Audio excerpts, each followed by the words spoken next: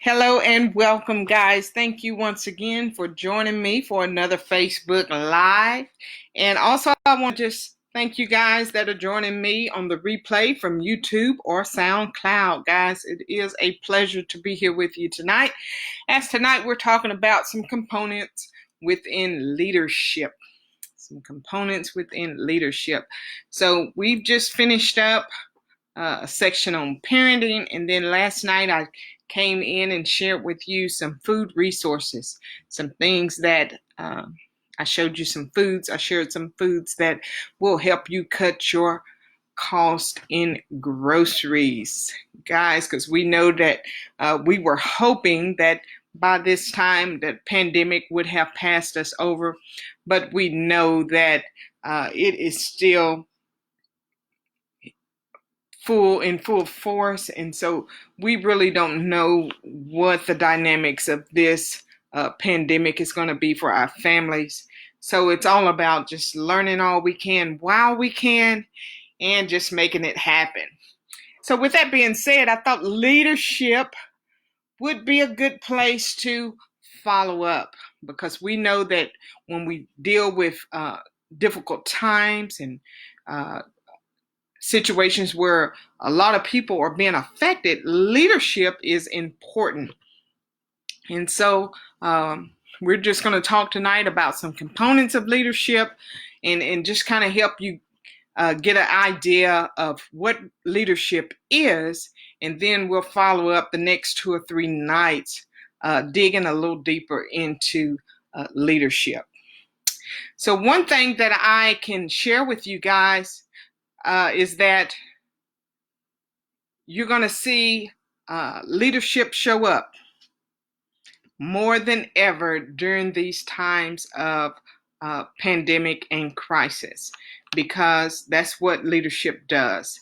It shows up in trying times, and you're going to see people leading that you may not ever thought of them as such, as leading and such. So guys, while we're getting started tonight, go ahead and like and share this video so that others on your timeline can have an opportunity to view the video and share in on the discussion and comment as well.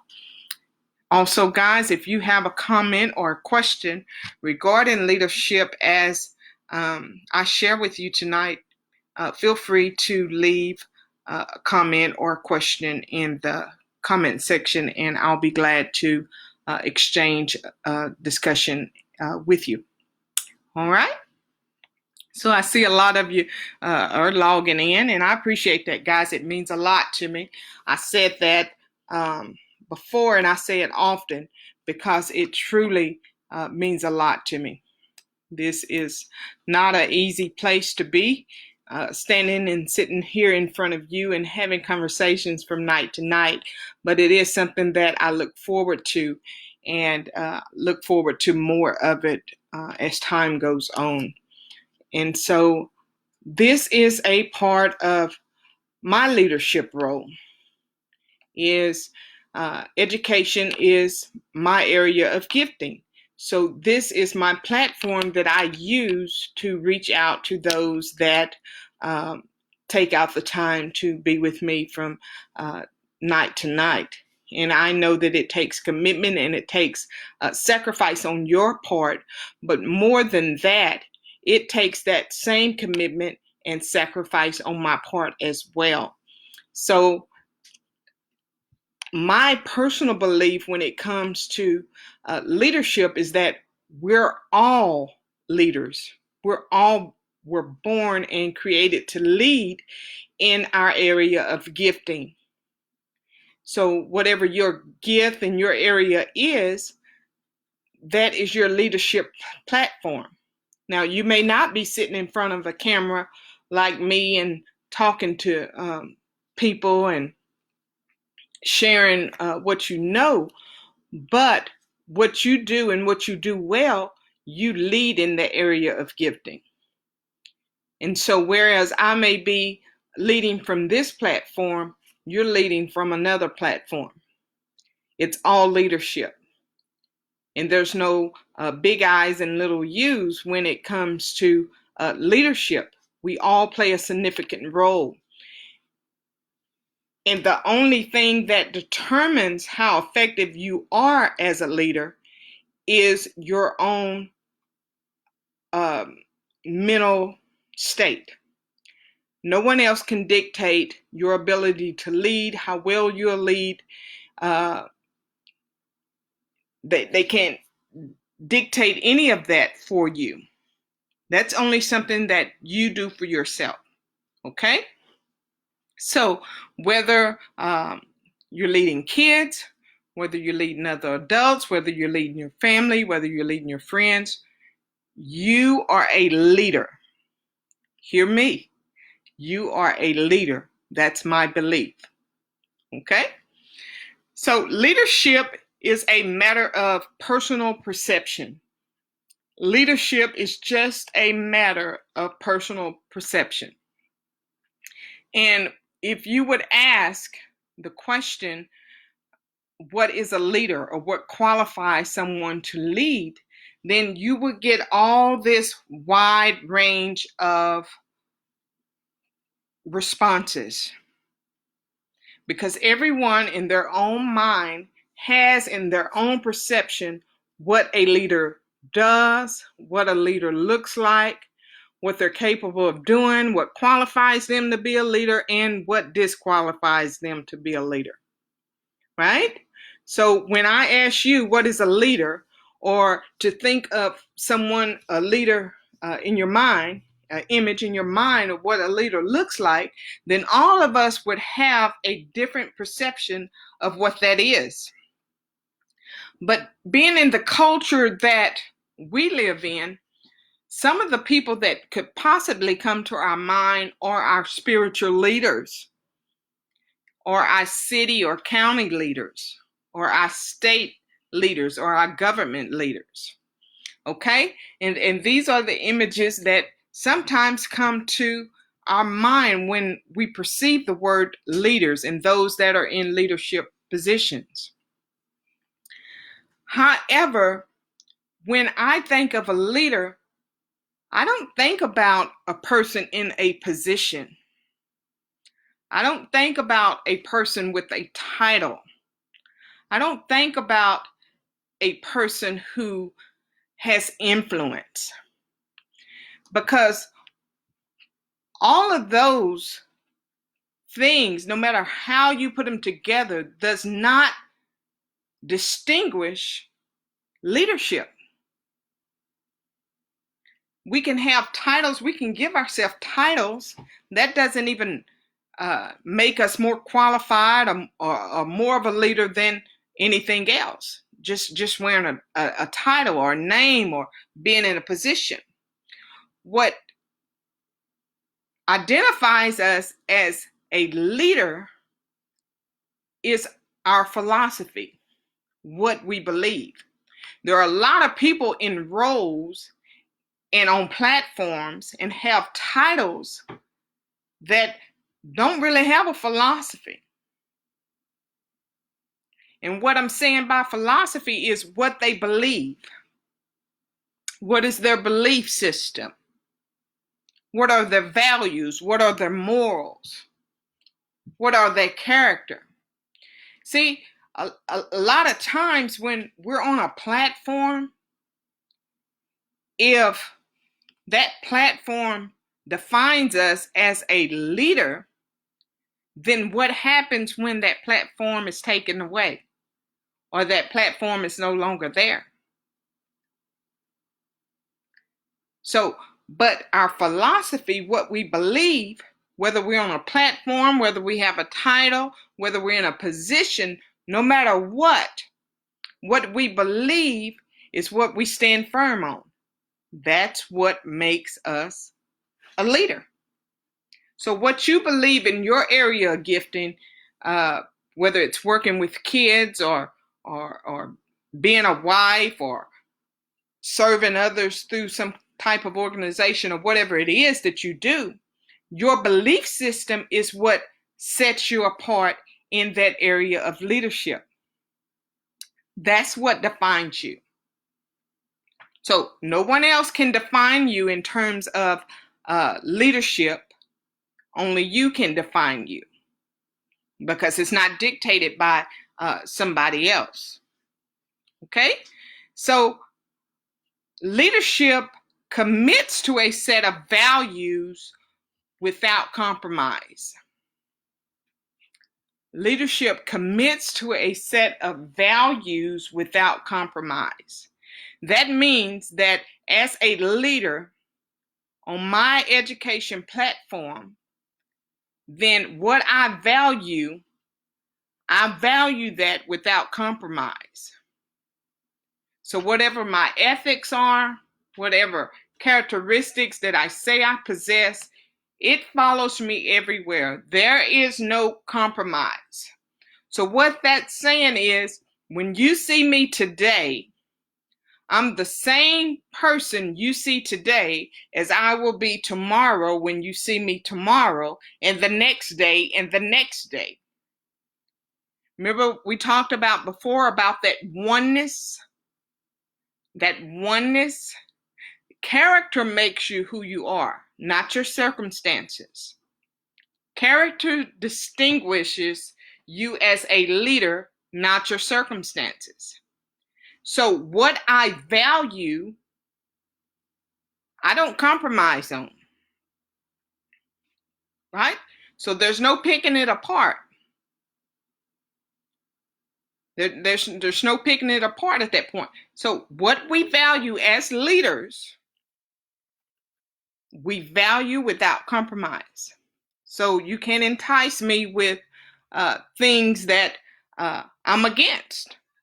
If it's not something that goes along with my vision, if it's not something that lines up with my values and my morals for my life, I don't entertain it. It's not something that we compromise with. That's why you see a lot of people in leadership positions, when they're caught in situations to where now they become a target. That's the reason why you see so many of them fall. They fall victim to the act that happened or that had went on, because without those values and morals for your life, then you set yourself up for a fall. You see a lot of people in leadership positions that have to have image consultants and things like that. That's why when you see them, they got one face this day and another face another day. Being in a certain platform or a certain status, that does not qualify anyone as leader. But our perception of what leaders are or what they do, this is where we find those different situations. So leadership is about someone committing to who they are and not allowing others to dictate that for them. Oneness.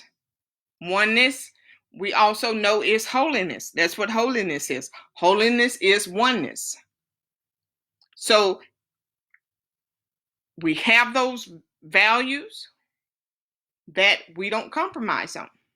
And if you're one and you stand for oneness and you believe in what you do and what you stand for, then that is what helps define you in your area of gifting. Leadership knows that character is greater than influence. Leadership knows that character is greater than influence. Now, a lot of us think that influence is great. So we see powerful people in powerful positions and we say, ooh, they are a great leader. But I personally believe that the character of the man or woman speaks louder than any form of influence that anyone can have. Anybody can have influence. A child can have influence. So I believe that character is more important. Because at the end of the day, it doesn't do me any good to sit here in a position of power and you're sitting here following me and you're powerless. So what good is that doing you? What I believe leaders do is transfer. So we have the ability to transfer. So that means whoever is under my teaching or my education platform, I know that I am effective when they can now learn something and teach it to somebody else. So that reassures me that in my area of gifting that I'm leading effectively. Right? You hear me say all the time, I don't expect people to follow me. I expect students of learning to learn from me and then go and teach the people that they're around in their environment. Because it's not about me at the end of the day. It doesn't make sense for me to be sitting here and have all this authority and power and all this knowledge and I use it to control you with. That's not what leadership is. Leadership is about being able to transfer that knowledge so that you're empowered and then you're able to go and teach and transfer that onto someone else. That's what qualifies a leader to be leaders. That's how you distinguish what leadership is. So it's not about the influence at all.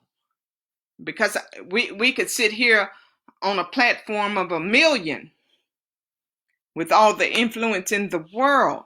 But if we don't have character, then that influence does us none.